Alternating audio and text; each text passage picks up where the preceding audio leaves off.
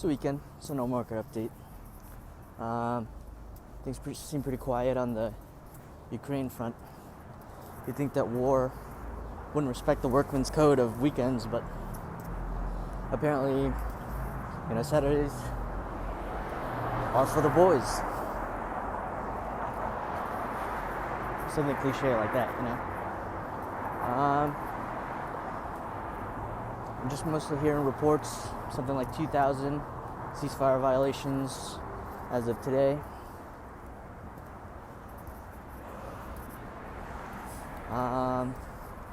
You got the Muppets in Munich, Germany, for some conference.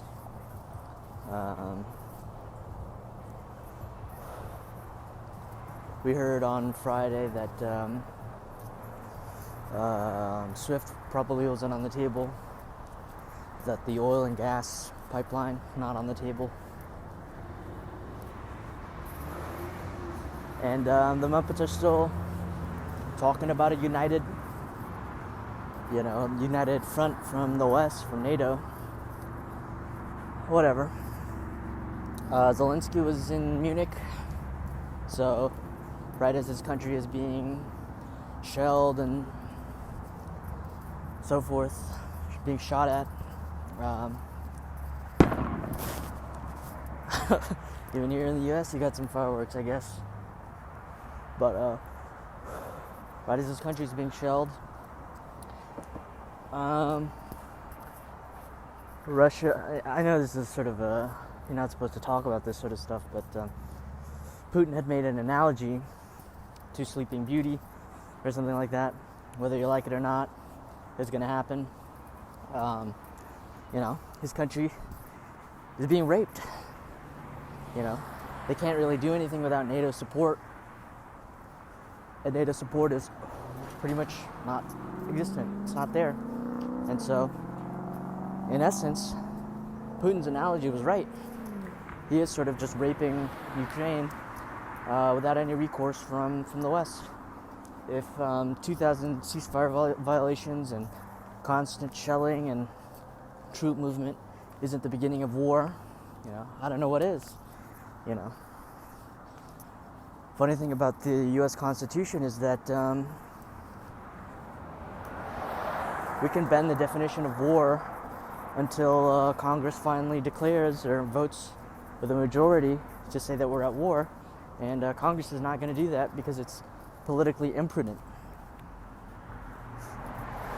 Or imprudent, I don't know where you would draw the stress the syllables on imprudent, but we're not going to declare war. Our so-called NATO allies aren't going to declare war. Ukraine is not going to declare war. Or I don't know what the process of war is for Ukrainians, but this sort of constitutional democracies haven't declared war, so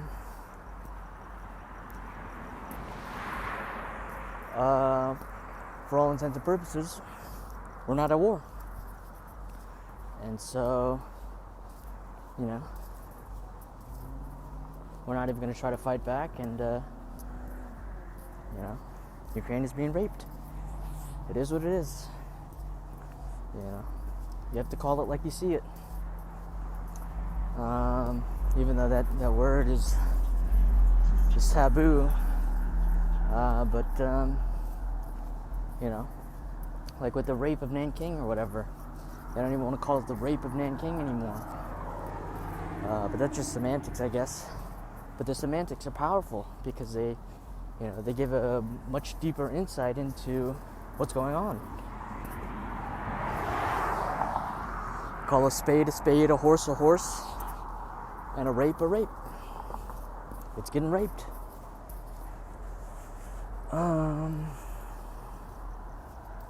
Not much you can say else about it. I've seen some cool videos of some reporters getting shelled at, or not shelled at, but reporters in proximity of shelling taking place, which is pretty cool. Finally, maybe reporters can do something, report actually, interesting stuff instead of just trying to drum up some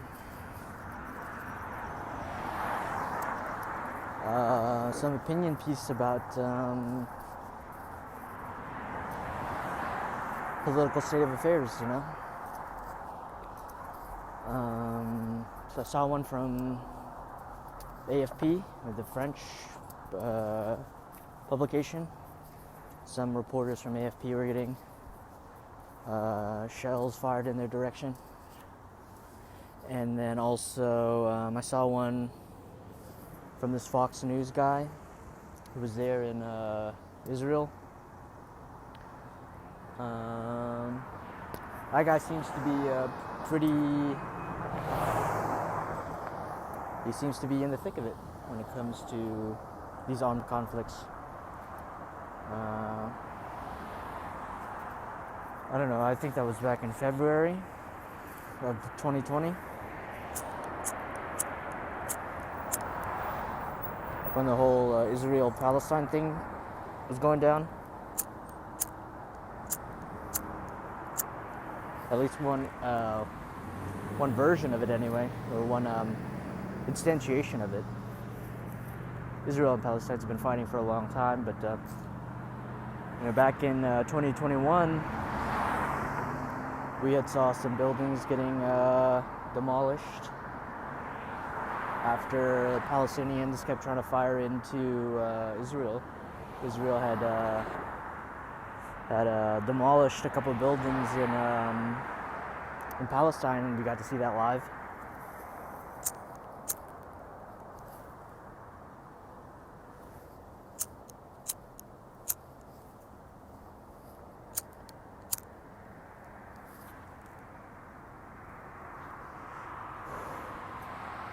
And the Fox News reporter that I'm talking about, he was there at that too.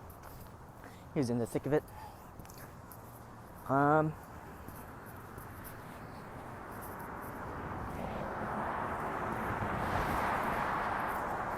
Some interesting stuff. So, I have videos of war correspondents actually getting in harm's way. If that's not a heating up of tension that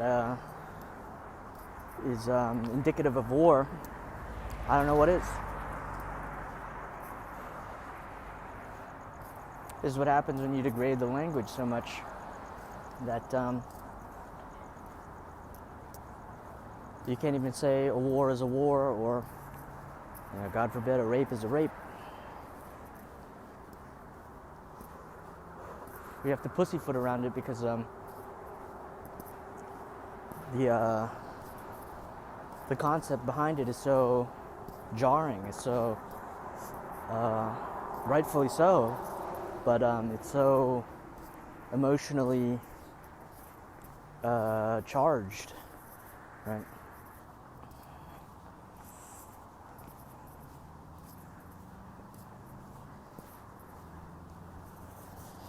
Their entire political ideology is formed on the basis of let's not go to war. And so when you have an actual case where a declaration of war is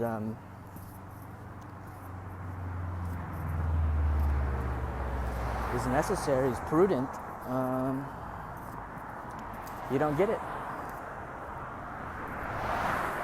Instead, what you get is what the Republicans are saying, which is basically the president has enough power as it is without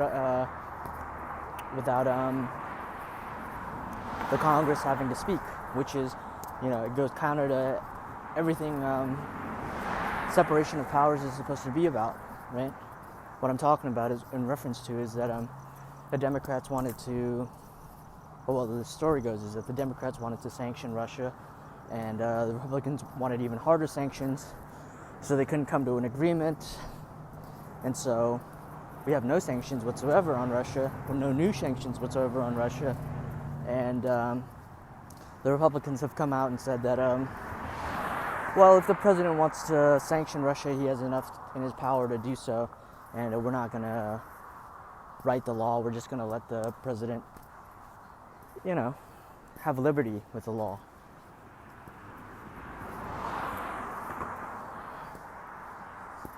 Whether or not that's the right move, I don't think so personally, but the political heads of our country seem to think so. And you see this kind of pussyfooting around when it comes to what I think is, the depression that we're living in. The economic indicators say that we're not in a recession, that economic growth is still occurring. We haven't slipped for however many number of quarters it takes for economists to say we're officially in a recession or a depression. But if you look around, all the indicators point to the fact that, we're in a depression. Productivity numbers have stagnated. The economy is basically running on empty. Sorry to steal the name of a show on YouTube, Review Bra Show, but we're running on empty.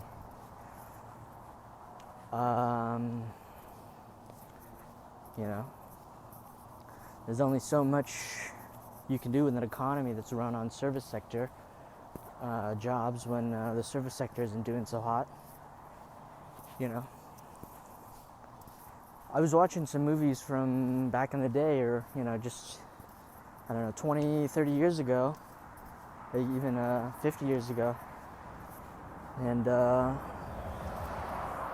sort of emotional weight, it hits you much harder than anything that Hollywood has come out with today. And so it's sort of no wonder why, people aren't really spending money to go to the theaters or going out, because it's all empty. I think people viscerally know that they're not going to get their money's worth, so they're not going to do it, and it creates a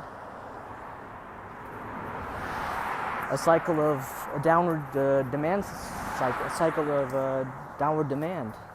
Basically, when you expect less of the economy produces less, and so you come to expect less. And then at some point, the whole charade goes out in a flashbang.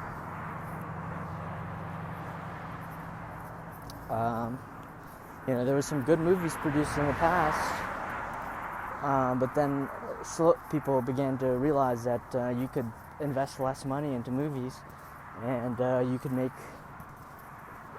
in the short run at least, you could get the same amount of people you could bank on the reputation of the Hollywood industry to ensure that you got an adequate return on investment for movies. But then eventually people realize that the movies kind of suck, and so less people go, and so Hollywood sees that as a sign to allocate less capital, and so even fewer people go. And if you want to get people to go back to the movies, well, you're gonna have to take a couple flops until people start to think that the movies are worth going to again. But no self-respecting, serious person, whether you're married, not married, kids, not kids, really thinks that at least in my opinion, shouldn't really think that something like a Marvel movie holds a candle to something like All Quiet on the Western Front, or I was watching a Roman Polanski movie of The Pianist, and basically The Pianist is, I'd never heard of this movie before, but it's this real spectacle of this Jew pianist getting round up in Nazi Poland and then basically starving, and he gets into all crazy kind of situations where his, because of his ability or whatever, he gets saved from being exterminated, while his family gets put onto a train, and his whole family goes, the rest of his family goes and, they get genocided at the hands of the Nazis, and he survives, and and then he has to work in a labor camp in Poland, and then after that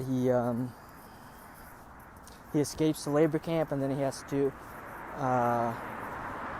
go into hiding. He goes from flat to flat, starving all the time, and he encounters a guy who's stealing he's using the likeness of the Holocaust to enrich himself. When he pretends that he's there to help the Jews or whatever, and then he's just using the Holocaust to make money. And then in the end, by the time that the Russians are about to overrun the Germans, this one German officer comes and helps him out after hearing how beautifully he plays the piano. And then it's this whole,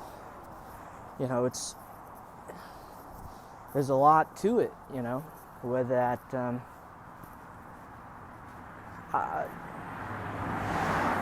It's hard to say the same thing about Marvel movies. It just doesn't have the same punch to it. And if you want to create something really I don't want to call it fantastic, because it's really grim. It's about the horrors of the Holocaust. And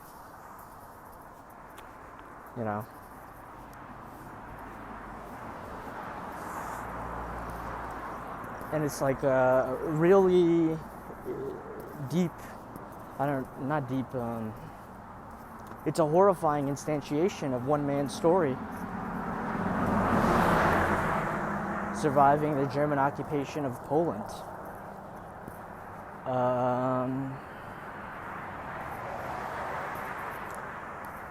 But in order to do that, you have to sort of get past the fact that Roman Polanski got nabbed for drugging and raping some 13-year-old, 14-year-old girl or whatever. And the climate is that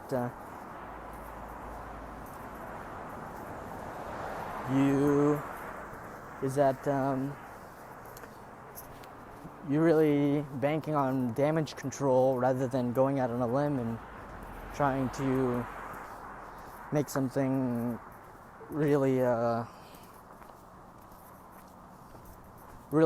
thoughtful. And so the way to make money these days is to kowtow to the Chinese, or to the try to build as broad of a base as possible, and in doing so you miss out on really emotionally investable films, right? These films probably did a lot more to build up social capital than does a Marvel movie. And if the audience is very targeted, then it's okay to, if there's sort of there's a vision, and you really want to speak about a particular story, you want to build a strong cultural and societal narrative, maybe it's okay that you have to deal with these less than savory characters in the process of building something great, making something great.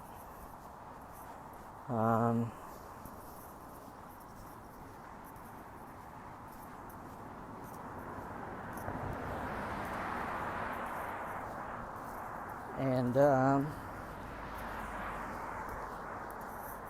and the sort of economics or the cultural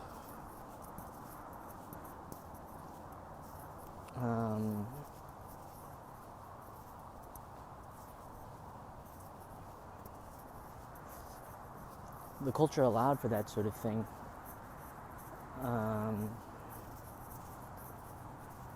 That it was more important to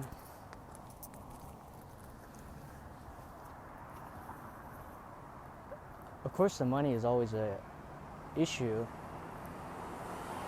but when America was the economic capital and we had a lot of reserves, you could make a movie targeting a particular culture and you could still make money out of it. But, a lot of the capital has been moved overseas, and so if you want to get the same capital returns, you have to make something that's not so targeted. And, you end up making nothing. You make a movie that signifies nothing.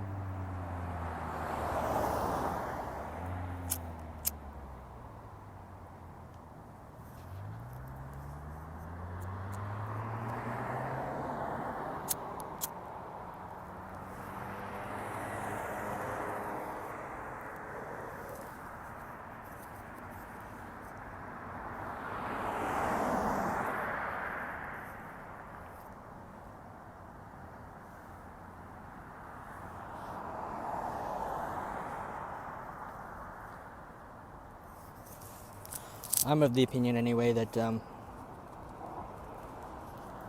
want to build a culture, you have to exclude some people,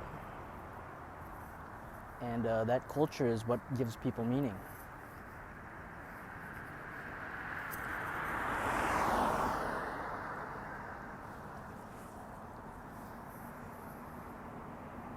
Meaning is built on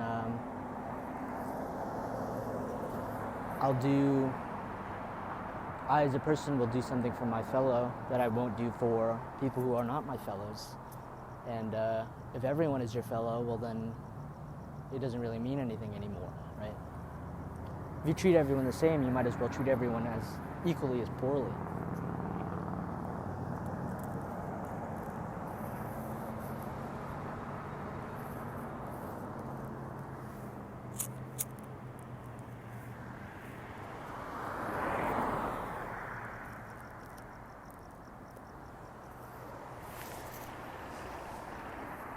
It might be enough to turn a quick buck or whatever, but in the long run, maybe it doesn't do any good. Which is why we're all here, right? To do some good in the world.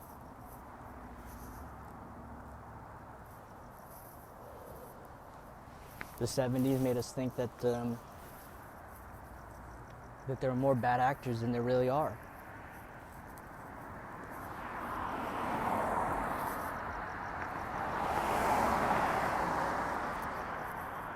So, even though I may seem particularly cynical, I do have hope that most people really are trying to do the best for the world. It's that some people are sort of misguided in that, I suppose. Or I don't know, what their motivation is.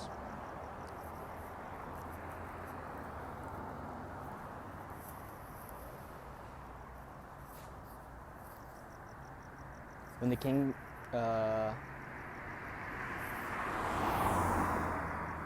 paradoxically, and this is sort of a lesson that is unsavory in a lot of circles, you achieve your goal by not focusing directly on the goal.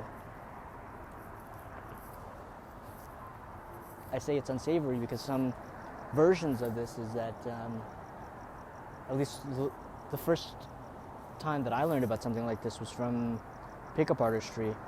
The pickup guys will tell you if you want to get the girl, well, you have to focus on something other than the fact that the girl makes you nervous, that you want the girl so badly. And that frees you up to have fun and to do the things that will actually get you the girl. And in this particular instance, what I'm trying to make an analogy to is that, if you want to retain the power in a society, it's probably best not to think about the power. But for so long, the timescales have been long enough that you could cash out and you wouldn't necessarily see the effects of your actions long until after you're gone. But because that cultural reserve has been depleted, the time scale to act is getting shorter and shorter, right? One particular piece of news that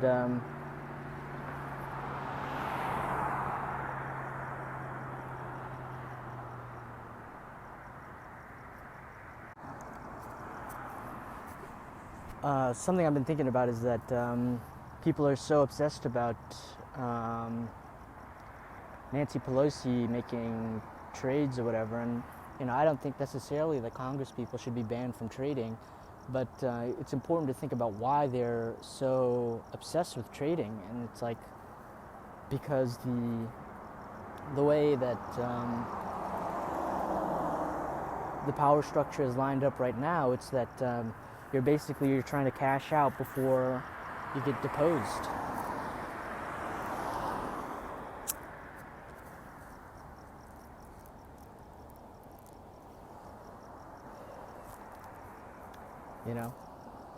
Nancy Pelosi has to make enough money to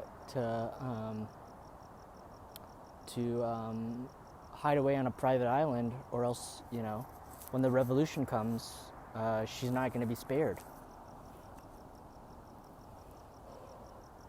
She's trying to reach escape velocity, right? And really, this is a moment of history where reaching escape velocity seems more and more unlikely.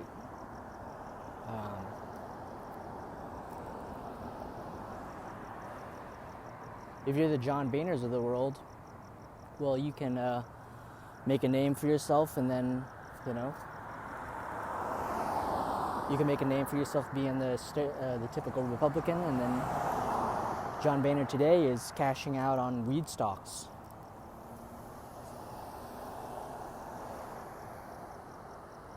They're trying to cash out before people wake up to the absurdity of it all.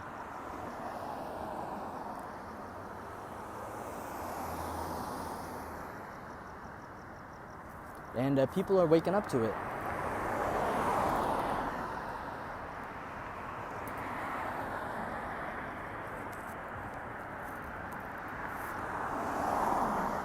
It's hard to see that Trudeau is going to make it out alive. Well, metaphorically, I think he's going to be alive, but his reputation is going to be destroyed, his legacy.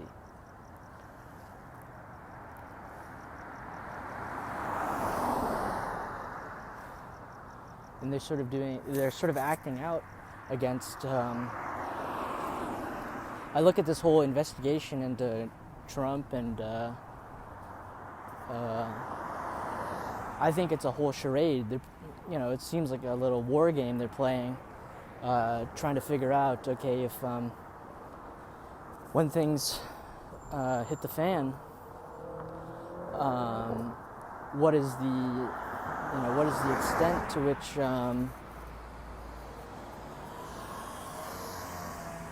I can effectively be persecuted for this. And if they can land a hit on Trump, well, then nobody is safe, right? That's when stuff really is going to hit the fan. But if Trump makes it out unscathed, they're still going to take a reputational hit, but maybe, the people in power currently are not going to have to worry so much. And so, whether Trump makes it out or he doesn't, that's going to inform the current generation of politicians as to whether or not the revolution is really happening. Of course, it is really happening, but it's going to inform the risk profile.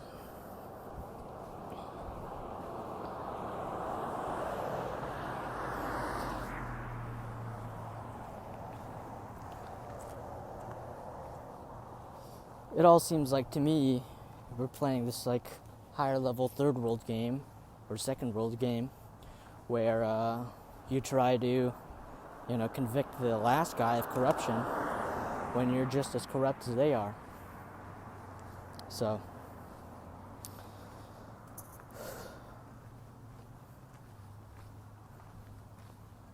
and you can't talk about what's happening to Trump without talking about what he tried to pull on Hillary, and there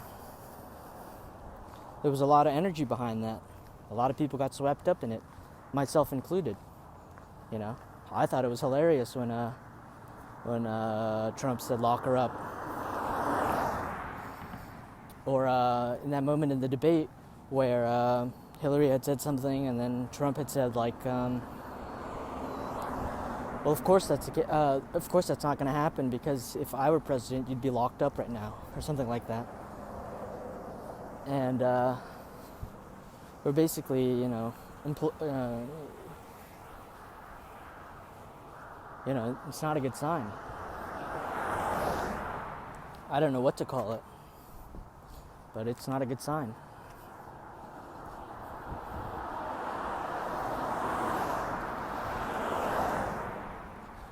After Nixon got into that Watergate thing, we didn't try to destroy his livelihood.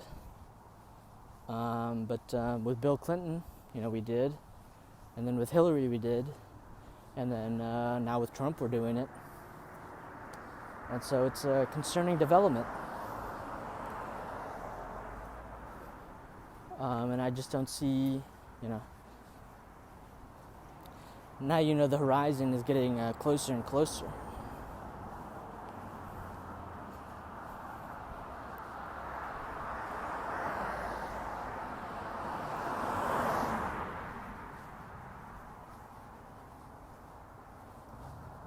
So,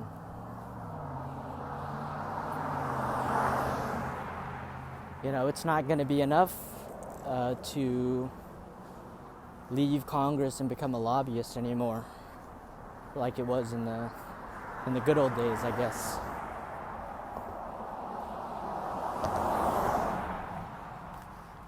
Of course, you have to go into the specifics of it all, what's permissible, what's not permissible, but the general trend is that you're not going to be able to cash out on that position anymore.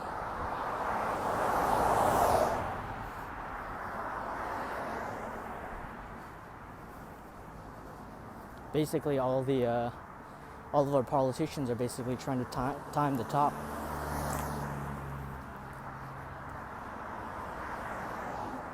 I suppose this is what Peter Thiel meant when he said that we're in a sort of political bubble now, a bubble in politics, or a bull market in politics.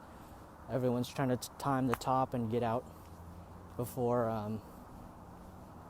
it all crashes.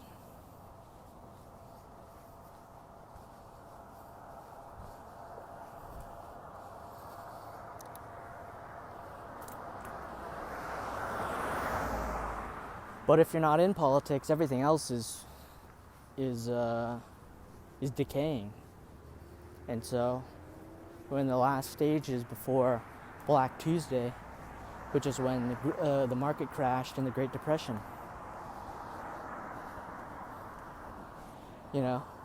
People like to talk about the Great Depression as starting with the market crash, but people had to be, I think anyway, that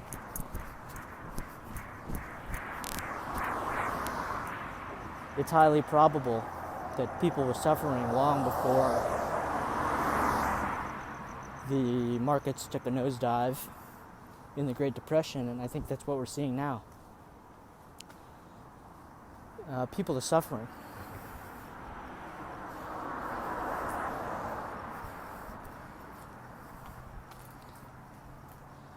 20 years ago, there were a lot of people sort of slumming it in California, just banking on the goodwill of the rising tide that lifts all boats. But that's not enough to hold up everybody anymore.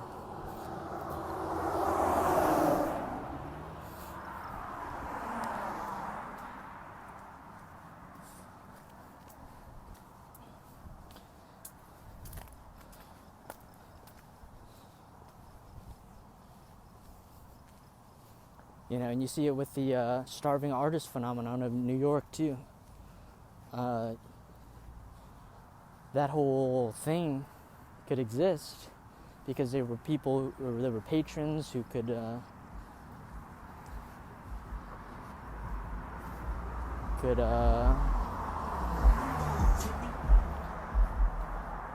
afford to fund that, or you know, you could pick up some odd jobs and support yourself being a starving artist or whatever. But now those artists are just really starving because the sort of economic backbone of it has just been ripped out.